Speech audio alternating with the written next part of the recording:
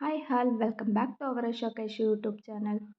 Healthy and ಟೇಸ್ಟಿಯಾಗಿ ಪಾಲಕ್ ಸೊಪ್ಪಿನ ದಾಲು ಹೇಗೆ ಮಾಡೋದು ಅಂತ ನೋಡ್ಕೊಂಡು ಬರೋಣ. ಮೊದಲಿಗೆ ಒಂದು ಕುಕ್ಕರ್ ತೊಗೋತಾ ಇದ್ದೀನಿ. ಅದು ಬಿಸಿ ಮಾಡಲಿಕ್ಕೆ ಇಟ್ಕೊಂಡು 1 ಕಪ್ ಹೆಸರುಬೇಳೆ ಹಾಗೆ ಸ್ವಲ್ಪ ತೊಗರಿಬೇಳೆ ಸೇರಿಸ್ಕೊಂಡಿದ್ದೀನಿ. ಒಂದೆರಡು ಟೊಮೊಟೊನ ಚಿಕ್ಕದಾಗಿ ಕಟ್ ಮಾಡಿಕೊಂಡು ಅದನ್ನು ಕೂಡ ಸೇರಿಸ್ಕೊಂಡಿದ್ದೀನಿ. ಹಾಗೆ 10ರಿಂದ 12 ಹಸಿಮೆಣಸಿನ್ಕಾಯಿ ಕೂಡ ಸೇರಿಸ್ಕೊಂಡಿದ್ದೀನಿ. ಜೊತೆಗೆ 1 ಕಪ್ ವಾಟರ್ ಸೇರಿಸ್ಕೊಂಡಿದ್ದೀನಿ. ಹಾಗೆ 1 ಸ್ಪೂನ್ ಅರಿಶಿನ ಹಾಕ್ಕೊತಾ ಇದ್ದೀನಿ. ಇದೆಲ್ಲ ಸೇರಿಸ್ಕೊಂಡಿದ್ದಾದಮೇಲೆ ಮಿಕ್ಸ್ ಮಾಡಿಕೊಂಡು ಲಿಡ್ನ ಕ್ಲೋಸ್ ಮಾಡಿ ಒಂದು 3 ವಿಸಿಲ್ ಬರೋ ತನಕ ಕೂಗಿಸ್ಕೊತೀನಿ.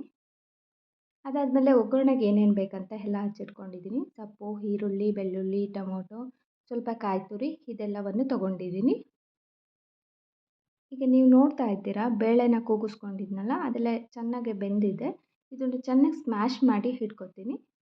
ಆಮೇಲೆ ಸ್ಟವ್ ಆನ್ ಮಾಡಿಕೊಂಡು ಒಂದು ಪ್ಯಾನ್ನ ಬಿಸಿ ಮಾಡಲಿಕ್ಕೆ ಇಟ್ಕೊತೀನಿ.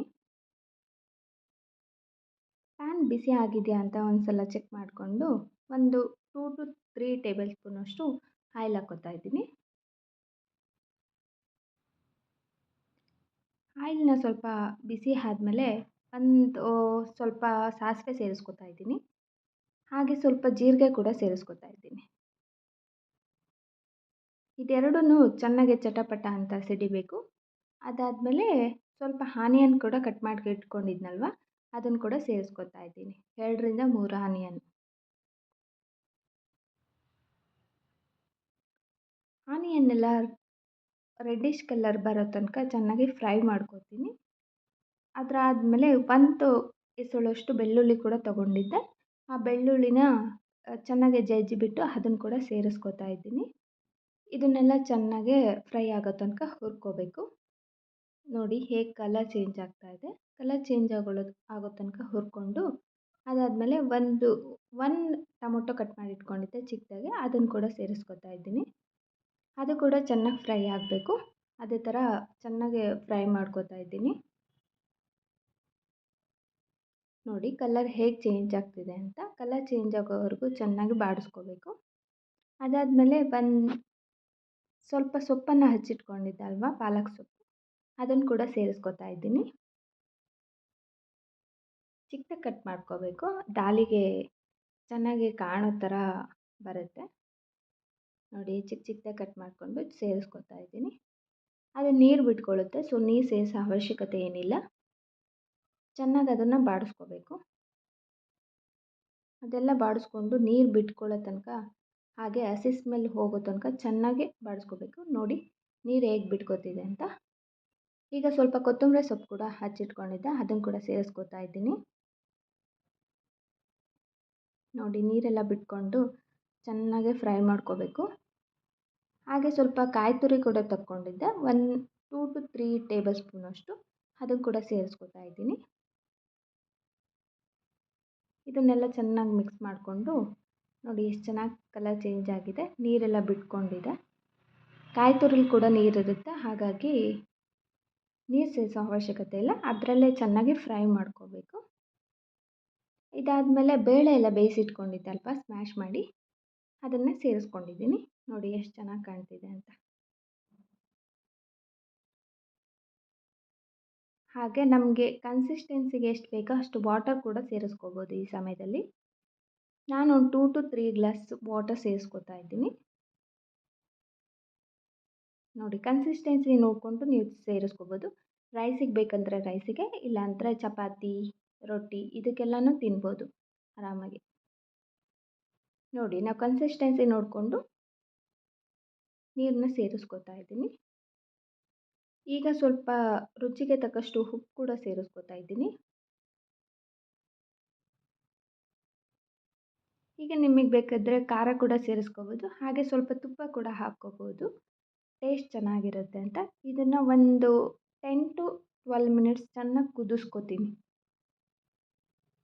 ಹಾಗೆ ಕಲರ್ ಬೇಕಂದರೆ ಸ್ವಲ್ಪ ಅರಿಶಿನ ಕೂಡ ಸೇರಿಸ್ಕೋಬೋದು. ಇದು ಆಪ್ಷನಲ್ಲು. ಯಾಕಂದರೆ ಮುಂಚೆನೇ ಅರಿಶಿನ ಹಾಕಿರ್ತೀವಿ. ಹಾಗಾಗಿ ಇದು ಆಪ್ಷನಲ್. ನೋಡಿ ಚೆನ್ನಾಗಿ ಕುದಿಸ್ಕೊಂಡಿದ್ದಾದಮೇಲೆ ಯಾವ ಥರ ಕಾಣ್ತಿದೆ ಅಂತ. ದಾಲ್ ನೋಡಿ ಬಾಯಲ್ಲಿ ನೀರು ಬರ್ತಿದೆ. ಆ ಥರ ಈ ಥರ ದಾಲ್ನ ರೆಡಿ ಮಾಡಿಕೊಂಡೆ. ಅದಾದಮೇಲೆ ಜೊತೆಗೆ ಸ್ವಲ್ಪ ಮೆಣಸಿನ್ಕಾಯಿ ಬಜ್ಜಿ ಇದ್ದರೆ ಚೆನ್ನಾಗಿರುತ್ತೆ ಅಂತ ಅಂದ್ಕೊಂಡು ಹಾಗೆ ಮೆಣಸಿನ್ಕಾಯಿ ಬಜ್ಜಿನ ಕೂಡ ರೆಡಿ ಮಾಡ್ಕೊತಾ ಇದ್ದೀನಿ.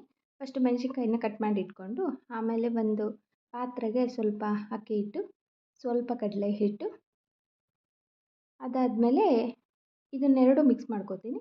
ಸ್ವಲ್ಪ ಖಾರ ಎಷ್ಟು ಬೇಕು ನೋಡಿಕೊಂಡು ಖಾರ, ಸ್ವಲ್ಪ ಜೀರಿಗೆ ಸೇರಿಸ್ಕೊಂಡಿದ್ದೀನಿ. ಹಾಗೆ ರುಚಿಗೆ ತಕ್ಕಷ್ಟು ಉಪ್ಪು ಕೂಡ ಸೇರಿಸ್ಕೋಬೇಕು. ಇದೆಲ್ಲವನ್ನು ಚೆನ್ನಾಗಿ ಮಿಕ್ಸ್ ಮಾಡಿಕೊಂಡು ಸೋಡಾ ಬೇಕು ಅಂದರೆ ಹಾಕ್ಕೋಬೋದು, ಇಲ್ಲಾಂದರೆ ಸ್ಕಿಪ್ ಕೂಡ ಮಾಡ್ಬೋದು. ನಮ್ಮನೆಗೆ ಸ್ವಲ್ಪ ಸೋಡಾ ತಿನ್ನಲ್ಲ, ಹಾಗಾಗಿ ನಾನು ಸ್ವಲ್ಪ ಸೇರಿಸ್ಕೊಂಡಿದ್ದೀನಿ.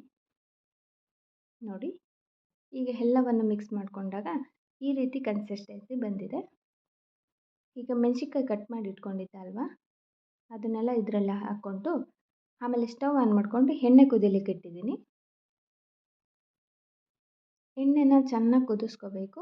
ಒಂದು 10-12 ನಿಮಿಷ ಕುದಿಸ್ಕೊಂಡ್ರೆ ಸಾಕಾಗುತ್ತೆ. ಎಣ್ಣೆ ಎಲ್ಲ ಚೆನ್ನಾಗಿ ಫ್ರೈ ಆದಮೇಲೆ ಮೆಣಸಿನ್ಕಾಯಿನೆಲ್ಲ ಹಿಟ್ಟಲ್ಲಿ ಚೆನ್ನಾಗೆ ಮೆದು ಆಗೋ ತನಕ ನೆನೆಸಿಟ್ಕೊಂಡಿದ್ದೆ. ಅದನ್ನೇ ಈಗ ಎಣ್ಣೆಗೆ ಹಾಕ್ತಾಯಿದ್ದೀನಿ. ನೋಡಿ, ಎಣ್ಣೆ ಕಾದಿದೆ ಅಂತ. ನೋಡಿ ಬಜ್ಜಿ ಎಷ್ಟು ಚೆಂದ ಕಾಣ್ತಿದೆ ಅಂತ.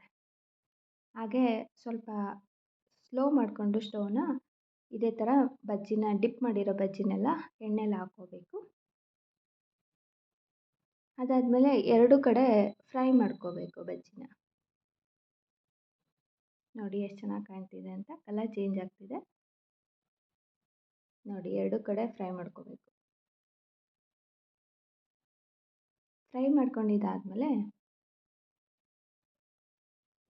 ನೋಡಿ ಬೆಂದಿದೆ ಇಲ್ಲ ಅಂತ ಕಲರ್ ಚೇಂಜ್ ಆಗೋದ್ರಲ್ಲೇ ಗೊತ್ತಾಗುತ್ತೆ ನಮಗೆ. ಈಗ ಬೆಂದಿದೆ ಅನ್ಕೋತೀನಿ. ಇದನ್ನೆಲ್ಲ ತೆಗೆದು ಒಂದು ಪ್ಲೇಟಿಗೆ ಸರ್ವ್ ಮಾಡ್ಕೋತೀನಿ ನಾನು.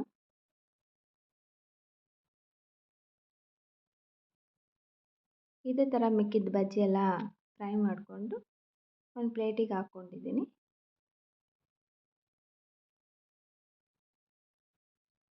ನೋಡಿ, ರುಚಿಕರವಾದ ಬಜ್ಜಿ ರೆಡಿಯಾಗಿದೆ. ಈ ಚಳಿಗೆ ದಾಲ್ ರೈಸ್ ಜೊತೆಗೆ ಬಜ್ಜಿ ಕಾಂಬಿನೇಷನ್ ಸೂಪರ್ ಅಲ್ವಾ? ನಿಮಗೂ ಇಷ್ಟ ಆಗಿದ್ದರೆ ಕಮೆಂಟ್ ಮಾಡಿ.